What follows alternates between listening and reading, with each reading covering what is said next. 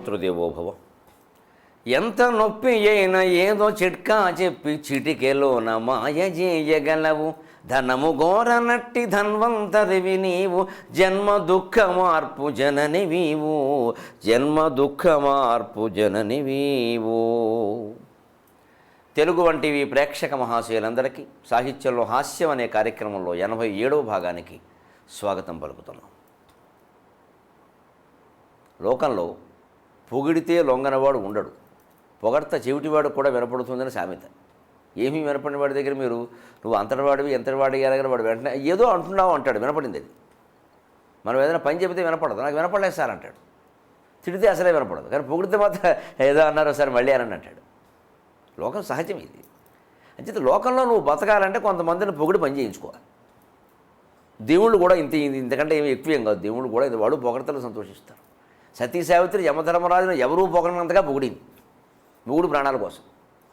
ఆయన అనుకున్నాడు, నన్ను అందరూ యములాడు, లోకంలో దుర్మార్గుడు ఎవడన్నా ఉంటే యముడు అంటారు వాడిని, అలా తిడుతూ ఉంటారు నన్ను, నా పేరుని కూడా పొగిడిన వాళ్ళు ఎవరు లేరు ఇంతవరకు ఇళ్ళాల తప్ప అని. పాపం వారికి ఆయనకి మొదటిసారి, రెండోసారి, మూడోసారి జాలి కలగల, నాలుగోసారి జాలి కలిగి నువ్వు ఎదిగితే అది ఇచ్చేస్తాను అన్నాడు. అంతవరకు నీ పతి ప్రాణంపు దక్క అన్నవాడు ఇక మాట్లాడలేదు, ఇచ్చేసాడు అంత చివరికి. యమధర్మరాజు లాంటి వాడు కూడా పొగడ్తలకి లొంగిపోయి స్వధర్మ నిర్వహణ కంటే సాధ్విని కటాక్షించడమే ముఖ్యంగా భావించాడే, పొగడ్తకి లొంగనవాడు. దీన్ని ఒక సంస్కృత కవి ఎంత చమత్కారంగా చెప్పాడు అంటే, కో నయాతి వశం లోకే ముఖే పిండేన పూరితః, కో నయాతి వశం లోకే ముఖే పిండేన పూరితః, మృదంగో ముఖలేపేన కరోతి మధురం ధ్వనిం ధిం ధిం ధిం ధిం, మృదంగో ముఖలేపేన కరోతి మధురం ధ్వనిం. సంగీత కచేరీ చూశాడండి మంచి కవి. ఇతరులు ఏదైనా దృశ్యాన్ని చూడడం వేరు, లోకంలో కవి చూడడం వేరు. కవి దృష్టిలో పడిందంటే అది క్రాంత దర్శనం. దాని నుంచి ఏదో ఒక సూక్ష్మ విషయాన్ని గ్రహిస్తాడు కవి. మామూలు వాడు చూసి ఊరుకుంటాడు. సంగీత కచేరీకి వెళ్ళాడు ఒక కవి. మధ్యలో మృదంగానికి చూడండి, ఎప్పుడైనా కొంచెం మోత సరిగ్గా లేదు, ఢిమ్ ఢిమ్ అని 2 దెబ్బలు కొడతాడు. సరిగ్గా లేదంటే ఆయన దగ్గర ఒక పొట్లం ఉంటుంది, గోధుమ పిండి కాస్త తడుపు ఉంటుంది, అది తీసి ఇలా పొంగుతాడు కొంచెం అందంగా. అది మళ్ళీ ఆయనే పోవాలి, మనం పామితే పౌడర్ రాసినట్టు రాసేస్తాం, కుదరదు. ఆయన చేయాలి, ఏ వృత్తివాడు దాంట్లో ప్రసిద్ధుడు. నెమ్మదిగా ఎలా ఇప్పుడు అందుకోండి అంటాడు. దాన్ని చూశారండి కవి. మృదంగం కూడా జీవం లేని పదార్థం కూడా ముఖానికి కాస్త పిండి రాయగానే డమ్ డమ్మను మోగుతుంది. దాని నుంచి కనిపెట్టాడు, కో నయాతి వశం లోకే ముఖే పిండేన పూరితః. ముఖ శబ్దానికి సంస్కృతంలో నోరు అని అర్థం, తెలుగులోకి వచ్చేసరికి ఫేస్ అనే అర్థం వచ్చింది. కేవలం నోరును మాత్రమే సంస్కృతంలో ముఖం అన్నారు. ముఖాన్ని మనం ఫేస్ అనేటువంటి ముఖాన్ని ఆననం, హాస్యం, వదనం అనేవారు. ముఖం అంటే నోరే. ముఖే పిండేన పూరిత, నోట్లో పిండం పెడితే అని అర్థం అన్నమాట. పిండం అంటే వేరే అర్థం వస్తుంది, తద్దినన్నాడు వాడతారు. కానీ పిండం అంటే ఉండ అని అర్థం, అంటే స్వీట్ మిఠాయి ఉండ అని అర్థం అనమాట. నోట్లో మిఠాయి ఉండి పెడితే లొంగనవాడు ఎవడన్నా ఉంటాడా ప్రపంచంలో? ముఖే పిండేన పూరిత, నోట్లో మిఠాయి ఉండి పెడితే లోకే కో వశం నయాతి, ఎవడు వశం కాడు, అందరూ అవుతారు. అంటే ఏమంటే ఎదుటి వాళ్ళు మనం చెప్పిన మాట వినాలంటే వాడుకో మిఠాయి ఉండనే పెట్టాలా వద్దా? ఇప్పుడు చిన్నపిల్లడు ఉంటాడు, వాడు నువ్వు చెప్తే ఇగో ఈ మిఠాయి ఉండ అంటాడు, వాడు మిఠాయి ఉండ కావాలని చాక్లెట్ అంటాడు. ఇప్పుడైతే ఇగో నువ్వు ఆ హోంవర్క్ అంతా చేసేస్తే నీకు ఒక 10 చాక్లెట్లు ఇస్తా అంటుంది దండి తల్లి. ఉట్టినే ఇవ్వదు, వాడు 10 చాక్లెట్లు ఇస్తే వాడు టాయిలెట్లో కూర్చుంటాడు పోయి. ముందు అంటుంది ఊరికే, ఎందుకంటే వాడు చెయ్యాలిగా, ఆశపడుతుంది. వాడు వస్తాడు, 1, 2 ఇస్తుంది, మిగిలిన అడిగితే అప్పుడే అలా తినకూడదని ఇంకొక అరగంట పోయేకిస్తాను. పాపం ఆరోగ్యం కోసం చూసుకోవాలి. కానీ ఆ చాక్లెట్ పెట్టకపోతే వాడు పని చేయడానికి ఇదే ముఖేన పిండేన పూరిత అంటే ఇప్పుడు చాక్లెట్ అనమాట. పూర్వం ఈ శ్లోకం రాసిన కాలంలో ఓ మిఠాయి ఉండలో ఉండేవి ఈ చాక్లెట్లు, అవి టాయిలెట్లు అప్పుడు లేవు, అందుకని అది వాడారు. మొత్తం మీద నోట్లో స్వీట్ పెడితే లొంగనవాడు ప్రపంచంలో ఉండడు. పైగా మనకు ఒక సెంటిమెంట్ కూడా ఉందండి హిందువులలో. సాధారణంగా భారతీయ సంప్రదాయంలో ఎవరింటికైనా వెళ్ళి మనం స్వీటు అది వేసుకుని కాస్త మిఠాయి అండ వేసుకుని బూర్లు పులిహార చేసుకుని భోజనం చేసామంటే నోరు తీయగా ఉంటుంది. వెంటనే వాళ్ళని మంచి మాట చెప్పాలి తప్ప చెడ్డ మాట అనకూడదు. కడుపు నిండా భోజనం పెట్టారు, చల్లగా ఉండండి అమ్మ అనాలి. మంచిగా ఎంత పెట్టాడంటే ఎక్కడి నుంచి సంపాదించాడని వంకర మాటలు మాట్లాడకూడదు. నీకు ఎందుకే గొడవ, శుభ్రంగా తినేసేవా, పిండి వంటలు వేసుకుని బయటకు వచ్చి వెధవ కామెంట్సే, వాడు ఎలా సంపాదిస్తే నీకెందుకు, మనకి ఎంత పెట్టాడంటే ఇంకెంత దాచాడో. కొంతమంది వంకర బుద్ధులు ఇలాగే, వాడికి అన్నం పుట్టదు జీవితంలో. వాడు ఏదో గృహప్రవేశం చేసుకున్నాడు, బంధువు కదా నిన్ను పిలిచాడు, సంతోషించు. అందుకని ఎంత పెట్టి కట్టాడు అని ఒకడు వెంటనే వాడి భార్య పక్కన ఉండే, మరి ఆ సంపాదన వేరు, నీకు చేతనం, మరి వీడు మళ్ళీ మొగుడిని ఆక్షేపించడం, నీకు చేతనైంది ఏమిటి? ఇన్ని రకాల వంకర మాటలు ఉంటాయి కాబట్టి కొంతమంది చెబుతారండి, పెద్దవాడు బంధుమిత్రులకు పెట్టకూడదు, పేదవాళ్ళకి పెట్టాలి. ఏం పెట్టాను? బంధువులకు ఎంత పెట్టినా సరే రాబందులు పీకు తినడమే, పైగా వంకర వ్యాఖ్యానాలు. కానీ సంప్రదాయం ఏం చెబుతోంది అంటే, నువ్వు తీపి తిన్నావు, తీయగా మాట్లాడు, ఎందుకు చెడ్డ మాటలు మాట్లాడతావు? గృహప్రవేశంలో భోజనాలు ఎందుకు అంటే, అసలు ఈయన ఇల్లు కట్టుకున్నందుకు అసూయ పడేవాళ్ళు కొంతమంది ఉంటారు. ఆ అసూయ దోషాలు ఈయనకి తగలకుండా శాంతి కోసం భోజనాలు పెట్టమన్నారు. ఎందుకంటే అన్నం పెడితే వెంటనే తిట్టడండి ఎవడం. ఎందుకంటే లోకంలో డబ్బిస్తే సంతృప్తి కలగదు. ఈ జేబులో ఆ జేబులో పక్కింట్లో మంచం కింద కూడా దాచేస్తున్నారు ఈ మధ్యన. పరుపు తీసి దాని కింద అరల పెట్టి ఆ లోపల డబ్బులు పెట్టేస్తున్నారు. ఇంకా దంపతులు రాత్రి కూడా సుఖంగా పడుకోరు, వాళ్ళు లేవడమో పరుపు చూసుకోవడమో సరిపోతుంది వాళ్ళకి, ఉందా లేదా? ఈ ఏదో డబ్బులు కూడా లేదనుకో, భార్యాభర్త సుఖంగా పడుకుంటారు ఆనందంగా. ఇప్పుడు ఆ సుఖాలు కూడా పోయాయి, ఇంకా అంత డబ్బే. ఇన్ని 100 కోట్లు దాచడం, చివరికి ఎవడో వేసేయడం అన్నీ ఆ డబ్బు కోసం. అయిపోయిందా? ఏమిటి కలిసి వచ్చింది? అందుకని సుఖంగా ఉండాలి అంటే ఆ నోరు తీయగా ఉండాలి, తీయని మాటలు మాట్లాడాలి. డబ్బు సంపాదించడం ఒకటే ముఖ్యం కాదు. తీపి తిన్నాక ఎప్పుడు నోరు తీయగా ఉంటే తీయని మాటలే మాట్లాడతాం. కాబట్టి గృహప్రవేశం, పెళ్ళి, ఉపనయనం పేరు మీద 10 మందిని పిలవండి, భోజనాలు పెట్టండి. వాళ్ళు తిన్నారు కాబట్టి కడుపు నిండుతుంది. డబ్బు ఇస్తే కడుపు నిండదు, అక్కడెక్కడ దాచేస్తాడు. బట్టలు ఇచ్చామనుకోండి, ఆ బీరువాలో ఈ బీరువాలో, మళ్ళీ బీరువా మీద సంచులు పెట్టి దాచేస్తారు చీరలు. మన బీరువాలో చీరలు సరిపోక మళ్ళీ చీరలన్నీ ఓ బ్యాగ్లో పెట్టి ఆ పైన మళ్ళీ ఆ బ్యాగ్ మీద ఇంకో బ్యాగ్, ఇక ఇంటి పైన డాబా మీద కూడా పెట్టాలి ఈ బ్యాగ్. అర్థం ఉండదు దానికి. పోనీ ఈ బీరువా దాటిపోయాయి కదా, ఇన్ని ఎందుకు ఎవరికైనా ఇచ్చేద్దాం, అసలు ఆలోచన రాదండి. చివరికి మనిషి పోయాక పైన కప్పాల్సిందే ఈ చీరలన్నీ, అంతే. ఇంకా ఎవరెవరికి బట్టలకు సంతృప్తి పడరు, డబ్బుకు సంతృప్తి పడరు, జ్ఞానానికి కూడా సంతృప్తి పడకపోవచ్చు. ఈయన గురువుగారు చెప్పారు కానండి, ఇంకా బాగా చెప్పాను అన్నాడు అంటాడు ఎవడు. కానీ అన్నానికి ప్రతివాడు సంతృప్తి చెందుతాడు. అందుకే అన్నదానం మహాదానం అన్నారు. వాడు ఇక్కడ వరకు తింటాడు, ఇక్కడ వరకు తింటాడు, ఇంకా తినలేడు కదా, చాలా ఇంకొద్దమ్మా అంటాడు. కొంచెం అందులో కూడా తెలివైన వాళ్ళు ఉంటారు, సాయంత్రం వస్తానంటాడు, అదో తిరిగి మళ్ళీ వీడి కోసం సాయంత్రం దాచిపెట్టాను మనం. అందుకని అన్నదానం మనిషిని సంతృప్తి పరుస్తుంది. అందుకే ముఖే పిండేన పూరిత, నోట్లో స్వీట్ పెడితే ఎవడైనా సంతృప్తి పడతాడు, ఆనందిస్తాడు, కడుపు నిండిపోయింది, మంచి మాటలు మాట్లాడతాడు. దానికి ఉదాహరణ ఏమిటి అంటే, మృదంగో ముఖలేపేన కరోతి మధురం ధ్వనిం. మృదంగం కూడా ముఖలేపేన, ముఖ భాగంలో, దానికి నోరు కాదు, మృదంగానికి నోరు కాలు చెయ్యి ఉండవుగా, కానీ దానికి ముఖ భాగం అనేది ఒకటి ఉంది. ఈ పక్క 2 పక్కల మోగే భాగాలని ఇది ముఖ భాగం అంటారు. ఈ ముఖ భాగాలు 2 ఓ ప్రముఖుడు కూర్చుని మోగిస్తూ ఉంటాడు.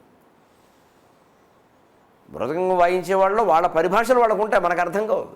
ఈ పిండిని వాళ్ళు ఏదో అంటారు, ఆ ముఖాన్ని ఏదో అంటారు, ఆ దెబ్బలను వాళ్ళు ఏదో అంటారు, రకరకాలు ఉంటాయి, ఎవడ భాష వాడిది. ముఖ లేపేన, లేపం అంటే పాదలేపనంలాగా ఒక పిండి, పౌడర్ అనే అర్థం వస్తుంది. మృదంగానికి కూడా నిర్జీవ పదార్థమైన మృదంగం కూడా ముఖానికి ఇంత పిండి పూస్తే కరోతి మధురం ధ్వనిం, తీయగా హాయిగా మోగుతోంది కదా, ధిమ్ ధిమ్ ధిమ్ ధిమ్ ధిమ్ అంటూను, తద్ధిమ్ ధిమ్ తద్ధిమ్ ధిమ్ అని. మరి నోట్లో స్వీట్ పెడితే లొంగనవాడు ఉంటాడు. అందుకని వెయ్యవయ్యా ఓ మిఠాయి బారయ్యవాడికి కాస్త మాట్లాడతారు. అంటే ఎవరైనా కాస్త మన మాట వినాలంటే ముందు ఆతిథ్య మర్యాదలు బాగుండాలి. అతిథి మర్యాదలకు సంతోషించే కదా దుర్వాసుడు కుంతీదేవికి వరం ఇచ్చాడు. అనేక రకాల ఎప్పుడు మహర్షులు వచ్చిన వాడు అందులో అతిథి మర్యాదలకు ఆనందించి వాళ్ళు అంతుపట్టలేని వరాలన్నీ ఇచ్చారు. ఆ అతిథి మర్యాదలు కాస్త స్వీటు హాటు వేసి భోజనం పెట్టి కాస్త శ్రద్ధగా చేస్తే వాళ్ళు ఆనందించి మహానుభావులు ఏదైనా ఆశీర్వదిస్తారమని వాళ్ళు అంటే అది జరుగుతుంది కదా, ఆ ప్రయత్నమే చేయొచ్చు కదా అంటున్నాడు కవి. అటువంటి సంభాషణ నైపుణ్యాన్ని, కాస్త వితరణ గుణాన్ని కూడా మనం అలవాటు చేసుకుందాం. అలాగే ఈ వారం ఒక మంచి పద్యం. మనం చాలామంది పుట్టినరోజులు జరుపుతాం పిల్లలకి. దానికి చేసే అమంగళమైన ఆచారం ఏంటంటే ముందు కేకులు కొయ్యడం, ఒకటి తెల్లగా తయారు చేసి కోడిగుడ్డు సొనలాగా దాని మీద కత్తెట్టి అడ్డంగా గీసేయడం, దాని చుట్టూ 10 మంది చేరడం, పైగా కొవ్వొత్తులు వెలిగించడం, వెలిగి ఉఫూ అండం ఇలా పెట్టి, పైగా ఒక్క దెబ్బలో ఆర్పాడండి నేను. ఈ దీపాల ఆర్పడం, కొంపల ఆర్పడం ఇవన్నీ అశుభమైన లక్షణాలు.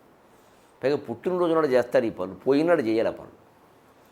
పైగా వాడికి 16 ఏళ్ళు వచ్చేయట, అందుకని 16 దీపాలు ఆర్పుతాడు. వీడు పెద్దడైతే 16 కొంపలు ఆర్పేస్తాడు, అనుమానం లేదు. హిందూ సంప్రదాయం, భారతీయ సంప్రదాయం దీపం వెలిగించడం తప్ప దీపం ఆర్పడం కాదు. మనం ఏ సభా కార్యక్రమం మొదలుపెట్టినా హోరుగాలు వీస్తున్నా సరే ఆరిపోతున్నా దీపాన్ని వెలిగించే ప్రయత్నం చేసి జ్యోతి ప్రజ్వలన అంటాం. 10 మంది అడతాం అక్కడ చెప్పులు ఇప్పేసి. అంతేగాని దీపాల అర్పణంతో కార్యక్రమం మొదలెడతాం అని ఎక్కడ చూడలేదు ఇంతవరకు నేను. గోమె కొడతారు అటువంటి పనులు చేస్తే. కానీ మనం పిల్లల పుట్టినరోజుల పేరు మీద ఏటా ఈ అశుభమైన ఆచారాన్ని పాటిస్తాం. దీని మీద ఒళ్ళు మండి సాగరఘోష కావ్యంలో ఓ చమత్కార పద్యం రాశాను. ఎందుకు కేకులు కోసి ఆంగ్లమున కేకలు వేయగనేల, కేకులు కోసి ఆంగ్లమున కేకలు వేయగనేల, తీయనవు పాకము కోసి ముక్కలను పంచగలేరొకు, తీయనవు పాకము కోసి ముక్కలను పంచగలేరొకు, దీపమార్పు ఈ శోకములేల జన్మదిన శోభన వేళల, దీపమార్పుని శోకములేల జన్మదిన శోభన వేళల, జ్ఞాన దీపమై చీకటి పారద్రోలుటయే జీవిత సారమటం చెరుంగరే, జ్ఞానదీపమై చీకటి పారద్రోలుటయే జీవిత సారమటం చెరుంగరే. పుట్టినరోజులు జరుపుకోవాల్సిన విధానం ఇది. కేకులు కోస్తాం ఎక్కడి నుంచి తయారు చేశారని కోడిగుడ్డు వేసారు, అందులో మాంసాలు వేస్తారు, రకరకాలు వేస్తారు, పిల్లలకు అరగవసం. క్రైస్తవ మహానుభావుల నుంచి నేర్చుకున్న వ్యవహారాలు ఇవన్నీ, ఇంగ్లీషు దేశాల నుంచి నేర్చుకున్న ఆచారాలు ఇవన్నీ. వాళ్ళు అక్కడ కేకు తింటారు, కేక్ కోస్తారు, మనం కేకు తింటామా? నువ్వు మినపరొట్టు కొయ్యరాదా అంత అవసరమైతే? దెబ్బరొట్టు కొయ్యరాదు. అందుకే నాకు ఒళ్ళు మండిన మైసూర్ పాక్ ఉంది కదా, కనీసం భారతీయమైన పిండి వంట మైసూర్లో తయారు చేశారు, మైసూర్ పాక్ అన్నారు. నువ్వు మైసూర్ పాక్ కొయ్యి, అది కూడా స్వీటేగా, కొట్లో తయారు చేశారు. దాని మీద ఐ లవ్ యూ అని రాసి మొక్కలు చేయడు. ఇప్పుడు ఏమైంది? ప్రేమ మొక్కలైంది. ఐ లవ్ యూ అని రాసి మొక్కలు చేస్తావు, అశుభం. ఈ మొక్కలు చేసింది ప్రియురాల నోట్లో వారి పెట్టడం, వీరి నోట్లో వారి పెట్టడం, చివరికి గడ్డెడతారు అందరూ కలిసి. పైగా కేకులు వాళ్ళు నేర్చారు బాగా, అవి పాడైపోతాయి, 2వ రోజు పాడైపోతాయి. పాడైపోయిన కేక్ మీద వాడు ఐ లవ్ యూ అని రాస్తాడు. ఎవడో ప్రేమికుడు ఉంటాడు దౌర్భాగ్యుడు, వాడు అది పట్టుకెడతాడు. ఎందుకని? ఐ లవ్ యూ అంత మహత్యం, అంత గొప్పది. అది ఎంత పాడైపోయినా సరే, బూజు పట్టినా సరే, మీద ఫంగస్ ఉన్నా సరే, ఐ లవ్ యూ ఉంటే చాలా సరిపోతుంది, ఇంకేం అక్కర్. అది వాళ్ళు గ్రహించారు. అందుకే శుభ్రంగా దాని మీద రంగు నీళ్ళు జల్లేసి, వేరే రంగు ఆకుపచ్చ రంగు మీద ఇంకో తోకపచ్చ ఏదో వేసేసి దాని మీద ఐ లవ్ యూ రాసేస్తాడు. అంతే. హాట్ కేక్ అంటాడు. హాట్లా గడిదిగుడ్డ. అసలు ఆలోచన లేక తెలుగు పిండి వంటలు బోర్డులు ఉన్నాయి. అసలు ఈ కేకులు కొయ్యడం ఏంటి? అంతే పేక్ కోసి సంతానమే తయారయ్యారు ఇప్పుడు. అందుకని ఇదివరకు పిల్లల్ని 9 నెలలు నెప్పులు పడి కనేవాడు. వాళ్ళకి, మాకు పుట్టిన వాళ్ళకి, మా అమ్మకి, మీ ఇంట్లో 9 మంది సంతానం, నేను 9వ వాడిని. సరే వెళ్ళిన వాళ్ళు వెళ్ళారు, ఉన్నవాళ్ళం ఏదో ఉన్నాం. కానీ 9 మందిలో మేము ఎప్పుడు మా అమ్మ గురించి అనుకున్నా. నాకైతే ముఖ్యంగా 9 మందిని కన్నాక నన్ను గంది.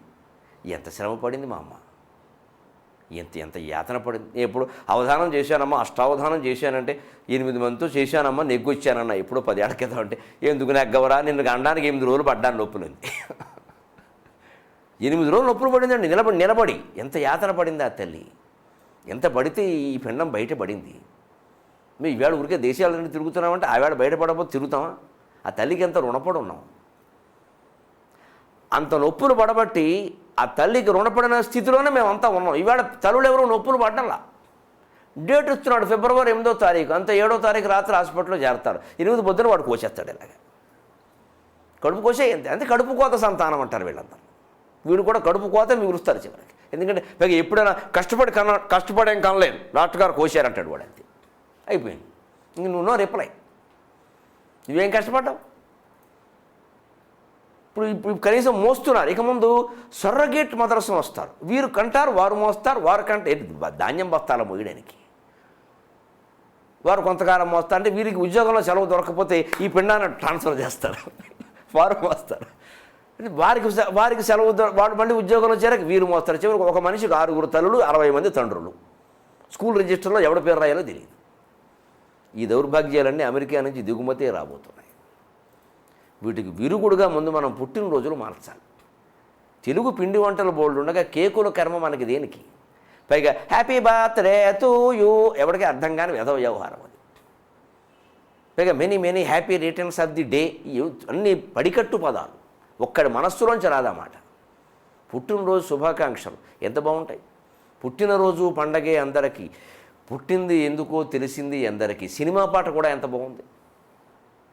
పుట్టినరోజు నాడు అసలు నేను ఎందుకు పుట్టాను, పుట్టి ఏం చేశాం అని ఆలోచన చేయాలా? కింద కేకులు గుర్తు కూర్చుంటావా? కేకులు కోసి ఆంగ్లమున కేకలు వేయగానే ఇలా, తీజనవు పాకము కోసి ముక్కలను పంచగలేరొకు. ఈ నోటి నిండా ఊరికే తెల్లటి నురుగు. అసలు కేకు తింటున్నాడో తెలియదు, పొద్దున్నే మొహం కడుక్కున్నాడో తెలియదు. పేస్ట్ పెట్టుకున్నవాడు మొహం కూడా అలాగే ఉండదు, గడ్డం గీసుకున్నవాడు మొహం కూడా అలాగే ఉండదు. వీడు ఏం చేసాడో తెలియదు, అబ్బబ్బబ్బా అని మాట్లాడడం. అంతకంటే ఓ మైసూరు పాకం మొక్క తింటే నోరు తీయగా ఉంటుంది. ఇందాక శ్లోకంలో చెప్పుకున్నట్టు వెంటనే తీయటి మాటలు వస్తాయి. భారతీయమైన ఆచారాల్లో ఇంత గొప్పతనం ఉంది, ఇంత తీయదనం ఉంది. ఇది వదిలేసి దిక్కుమాలిన పాశ్చాత్యాచారాలన్నీ పట్టుకుని ఎంత నాశనం అయిపోతున్నాం. ఇంకో మాట, దీపమార్పు ఈ శోకములేల జన్మదిన శోభన వేళల ఉఫ్ఫని ఏకంగా ఏకబిగిన అర్పితే మరీ గొప్పవాటి. ఇప్పుడు ఏకబిగిన అర్పడం ఏమిటండి, దరిద్రం. ఇక నుంచి ఈ కార్యక్రమం చూస్తున్న వాళ్ళందరూ నమస్కారం చేసి చెబుతున్నా, మీ పిల్లలకి 16 ఏళ్ళు వస్తే 16 దీపాలు వెలిగించండి అమ్మా.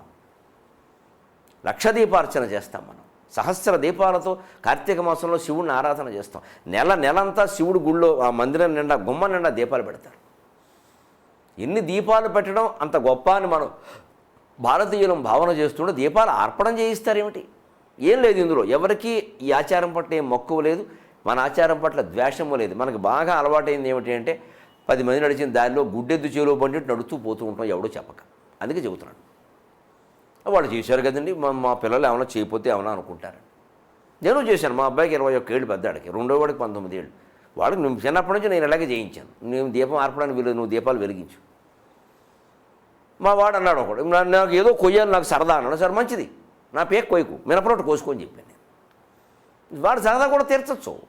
మైసూరు పాకం పెడతాం కొయ్యి, మినపరొట్టు పెడతాం కొయ్యి, నువ్వు కేకు మాత్రం కొయ్యకు అన్నాను. మినపరొట్టు తెలుగు మాట, మైసూరు పాకం కనీసం కన్నడం ఇంగ్లీష్ మాట, అది భారతీయమైన పిండి వంట. దీపాలు ఆర్పడం లేదని దీపాలు వెలిగించి 17 దీపాలు వెలిగించి 18 దీపాలు వెలిగిస్తే వాడికి అర్థమైంది, ప్రతి ఇంట్లో నేను ఇలా దీపం వెలిగించాలి. అది పుట్టినరోజు సార్థకత కాదు. ఎందుకంటే జీవితానికి మన వాళ్ళు చెప్పిన నిర్వచనం ఏమిటంటే, జ్ఞాన దీపమై చీకటి పారద్రోలుటయే జీవిత సారమటం చెరుంగరే. ప్రతి మనిషి ఒక జ్ఞానదీపం కావాలి. ఇంకొక అమ్మాయి, ఇంకొక అబ్బాయి, ఇంకో పెద్ద ఆవిడ, వచ్చిన ఆయన ఎవరైనా సరే ఏడుస్తుంటే నీ కుడి చేతి చూపుడు వేలతో ఆ కన్నీళ్లు తుడిచావా ఎప్పుడైనా? చిమ్మ చీకటిలో పడి వాళ్ళు కొట్టుకుంటూ ఉంటే ఇంత చిన్న దీపం ఎప్పుడైనా వెలిగించావా? వాళ్ళు భయంకరమైన బాధలో ఉంటే ఒక ఓదార్పు మాట ఎప్పుడైనా చెప్పావా? నేనున్నానమ్మా నీకు ఎందుకు అని అనగలిగావా? ఎవరికీ ధైర్యాన్ని ఇవ్వలేని వాడివి, ఎవరికీ మంచి మాటలు చెప్పలేని వాడివి, ఎవరికీ 10 రూపాయలు సాయం చేయలేని వాడు ఎందుకు నీ పుట్టినరోజులు 50 జరుపుకుంటే మాకేమిటట?